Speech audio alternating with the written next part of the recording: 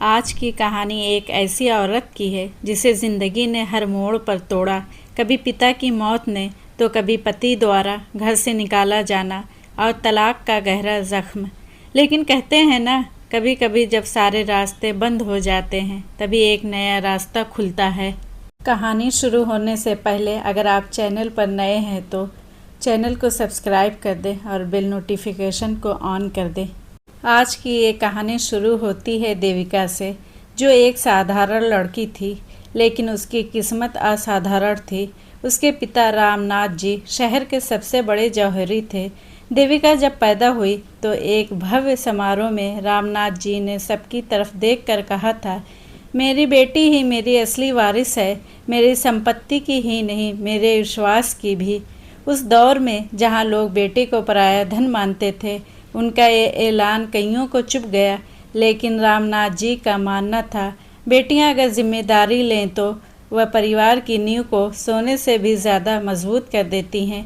देविका ने माँ को कम उम्र में खो दिया था, पर रामनाथ जी उसके दोस्त थे, शिक्षक थे और सबसे बड़ा सहारा भी। समय पंख लगाकर उड़ गया। देविका की शादी सिद्धार्थ से तय हुई। सिद्धार्थ पढ़ा लिखा, संस्कारी और अपने कारोबार में सफल था। शादी बड़े धूमधाम से हुई, जैसे दो साम्राज्य मिल रहे हों। विदाई के समय रामनाथ जी ने देविका का हाथ पकड़कर कहा था, बेटी, तुम भले ही पराए घर की हो जाओ, लेकिन यह रामनिवास हमेशा तुम्हारा ही रहेगा, इसे भूलना मत। ससुराल में देविका को लगा जैसे जीवन ने सचमुच नए रंग ओढ़ लिए हैं। सिद्धार्थ का प्यार, सास का दुलार, सब कुछ उम्मीद से बढ़कर था। पर नियति के खेल निराले होते हैं। जिंदगी बिना चेतावनी के परीक्षा लेती है। शादी को अभी 1 साल भी नहीं हुए थे कि एक दिन दिल के दौरे ने रामनाथ जी को हमेशा के लिए छीन लिया। देविका का संसार जैसे एक झटके में उजड़ गया। उस कठिन समय में सिद्धार्थ ने उसे संभाला, पर पिता की खाली जगह भरने की ताकत किसी में नहीं होती। रामनाथ जी के निधन के कुछ दिन बाद घर का शोर शांत हुआ।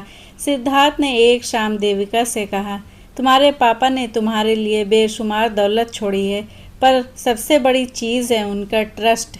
उन्होंने वसीयत में लिखा है कि रामनिवास और सारा कारोबार सिर्फ तुम संभालोगी। यह जिम्मेदारी देविका के कंधों पर अचानक आ पड़ी थी। वह चुप रही, पर मन में रामनाथ जी के शब्द गूंज उठे, बेटी, मैं नहीं चाहता कल को कोई तुम पर हुकूमत करे। दोस्तों, यही जीवन का नियम है। जो जिम्मेदारी हमें दी जाती है वही हमारी सबसे बड़ी परीक्षा बनती है। संपत्ति से बड़ी विरासत पिता का भरोसा होता है और उसे निभाना ही असली धर्म। देविका ने धीरे धीरे खुद को संभाला। सिद्धार्थ का साथ था, पर उसके दिल में अब एक गहरी खामोशी घर करने लगी थी। बाहर की दुनिया को मुस्कान दिखाती थी, पर अंदर ही अंदर वह टूट गई थी। शादी को 3 साल बीत चुके थे। सिद्धार्थ अपने कारोबार में बिजी और देविका ससुराल और मायके का कारोबार दोनों संभालती थी। सब कुछ सामान्य था, पर धीरे धीरे घर में एक नई चर्चा ने जगह बना ली, बच्चों की किलकारी। ननद संगीता ने एक दिन सीधे कह दिया, भाभी, भाई को बच्चे कितने पसंद हैं, आप लोग कब खुशखबरी दे रहे हैं। देविका मुस्कुरा देती, पर उस मुस्कान के पीछे एक गहरी घबराहट छिपी थी। कुछ समय बाद वही मुस्कान सवाल बन गई। सिद्धार्थ ने धीरे से कहा, देविका, क्यों न हम किसी अच्छे डॉक्टर को दिखा लें, बस तसल्ली के लिए। वे शहर के मशहूर डॉक्टर के पास गए। कई टेस्ट, कई रिपोर्ट्स, और फिर वह दिन आया। डॉक्टर ने नज़रें झुकाकर कहा, माफ़ करना देविका, आपके लिए माँ बनना लगभग नामुमकिन है। वह पल देविका के जीवन का सबसे बड़ा झटका था। सिद्धार्थ ने उसका हाथ तो थामा, पर उसकी पकड़ पहले जैसी मजबूत नहीं थी। घर लौटते ही सवालों की बौछार शुरू हो गई। सिद्धार्थ ने बस इतना कहा, अभी वक्त लगेगा, बस प्रार्थना करो। धीरे धीरे यह बात पूरे खानदान में फैल गई। घर का माहौल बदलने लगा। अब देविका की हर बात पर फुसफुसाहट होने लगी। सास कौशल्या देवी ने एक दिन उसे सामने बैठाकर साफ साफ कहा, अगर किसी औरत में औलाद की सलाहियत नहीं है तो क्या मर्द को सारी जिंदगी इस कमी के साथ रहना चाहिए। बेटा, वंश आगे बढ़ाना ज़रूरी है। यह सुनकर देविका की पलकें झपकना तक भूल गईं। उसने सिद्धार्थ की ओर देखा, पर सिद्धार्थ चुप रहा। न उसने अपनी पत्नी का बचाव किया, न अपनी माँ को समझाया। उसकी यह खामोशी देविका के लिए सबसे गहरा वार थी। उसने कई डॉक्टर्स बदले, हर दवा ली, इंजेक्शन लगवाए, पर हर बार नतीजा वही, निराशा।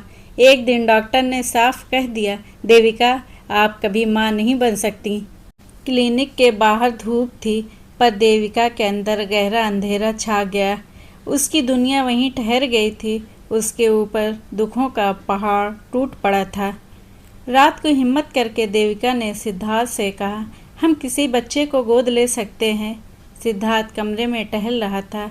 वह रुका, मुड़ा और सख्त आवाज़ में बोला, देविका, मैं इतनी जायदाद का मालिक हूँ। मुझे अपनी खुद की औलाद चाहिए। कमी तुम्हारे अंदर है, मेरे अंदर नहीं। ये शब्द देविका के दिल पर हथौड़े की तरह गिरे। उसे पहली बार महसूस हुआ कि उसकी शारीरिक कमी अब उसके रिश्ते पर सवालिया निशान बन गई है। दोस्तों, यही संसार का नियम है। जब तक सब ठीक है, सब अपने हैं, जैसे ही कोई कमी सामने आती है, रिश्तों का असली चेहरा दिखाई देता है। कुछ दिनों बाद कौशल्या देवी ने सिद्धार्थ के लिए एक दूसरी लड़की पसंद कर ली। खूबसूरत, कम उम्र की और स्वस्थ, और सबसे ज़रूरी, वह माँ बन सकती थी। एक शाम सिद्धार्थ ने देविका को तलाक के कागजात दिखाते हुए कहा, देविका, हम अलग हो रहे हैं। यह घर अब तुम्हें छोड़ना होगा। सिया प्रेग्नेंट है और मैं नहीं चाहता कि इस घर में कोई तनाव रहे। ये शब्द धीरे बोले गए थे, पर उनके वार बहुत गहरे थे। देविका चुप रही, न चीखी, न कोई सफाई दी। वह सीधे अपने कमरे में गई, बैग निकाला, कपड़े रखे और सबसे ज़रूरी, पिता की तस्वीर और उनकी वह लाल डायरी रखी। सीढ़ियाँ उतरते वक्त उसके हर कदम का बोझ दिल पर था। किसी ने उसे रोका नहीं। बाहर उसने खुद ऑटो रिक्शा बुलाया और अपने पापा के घर राम निवास की ओर चल पड़ी। मायके लौटना उसके लिए अब सहारा नहीं, बस मजबूरी थी। राम निवास में अब सिर्फ पापा की यादें थीं और बहुत सारा सन्नाटा। लेकिन उसी रात उस खामोश कमरे में बैठकर देविका ने रामनाथ जी की पुरानी फाइलें खोलीं, ज़मीन जायदाद के कागज़ देखे और फिर उसने इरादा कर लिया, अब यही मेरा घर है, यही मेरी जिम्मेदारी और यही मेरी पहचान है। अगली सुबह देविका खेतों पर पहुंच गई।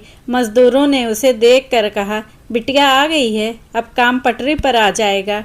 उनके इन शब्दों ने देविका के भीतर एक अजीब सा सुकून भर दिया। पहली बार उसे लगा कि कोई उसे उसके नाम से पहचान रहा है, बिना किसी रिश्ते, बिना किसी कमी के। धीरे धीरे उसने कारोबार, हिसाब किताब सब संभाल लिया। उसके मन को अब थोड़ा सुकून मिलने लगा था। लेकिन एक रात उसने खुद से कहा, क्या मैं सिर्फ ज़मीन जायदाद की वारिस बनकर ही जीवन ख़त्म कर दूंगी? नहीं, मुझे कुछ और करना है। कुछ दिनों बाद देविका शहर के बाहरी इलाके में आसरा आश्रम पहुंची। आंगन में बच्चों की खिलखिलाहट गूंज रही थी। उसने दरवाजे पर खड़ी महिला से धीरे से कहा, मैं एक बच्चा गोद लेना चाहती हूँ। महिला ने मुस्कुराते हुए कहा, अंदर आइए, बच्चे आपको खुद चुन लेंगे। देविका अंदर गई और उसकी नज़र एक कोने में बैठे एक छोटे से लड़के पर पड़ी। राज। वह सबसे अलग था, शोरगुल से दूर, बिल्कुल शांत। उसकी आंखों में गहरे घाव छिपे थे। देविका उसके पास गई और पूछा, तुम्हारा नाम क्या है? राज, उसने बिना देखे कहा। देविका के दिल में कुछ टूट सा गया। उसे अपने अकेलेपन की शामें याद आई। उसी पल उसने तय कर लिया, यही बच्चा उसकी अधूरी दुनिया को पूरा करेगा। कागजी कार्रवाई शुरू हुई। हर बार देविका आश्रम जाती, राज उससे थोड़ा और खुलता। एक दिन देविका ने पूछा, तुम्हें क्या अच्छा लगता है? राज ने छोटे स्वर में कहा, बस चुप रहना। देविका मुस्कुराई, तो हम दोनों अच्छे दोस्त बन सकते हैं, क्योंकि चुप रहना मैं भी खूब जानती हूँ। 3 महीने बाद राज राम निवास में था। शुरुआती दिनों में वह बहुत चुप रहता था, पर धीरे धीरे वह खुलने लगा। उसकी मासूम बातें, उसकी आँखों की चमक देविका के हर घाव को भरने लगी। एक दिन उसने पूछा, क्या मेरे असली माता पिता कभी मुझे ढूंढेंगे? देविका ने उसके सर पर हाथ फेर कर कहा, शायद, लेकिन अगर आए तो उन्हें एक बेटा दिखेगा और मुझे तुझमें पूरी दुनिया दिखती है। राज ने अपना सर देविका की गोद में रख दिया। उस पल देविका का दिल भर आया। अब वह अकेली नहीं थी, अब वह टूटी नहीं थी, अब वह अपनी ज़िंदगी खुद लिख रही थी। दोस्तों, जिनके जीवन में खालीपन होता है वे अक्सर दूसरों के लिए घर बन जाते हैं। जब टूटा हुआ दिल किसी और के दर्द को अपनाता है तो वही पल उसे फिर से जीना सिखा देता है। खेत, रिश्तेदार, तलाक का दाग सब पीछे छूट गए थे।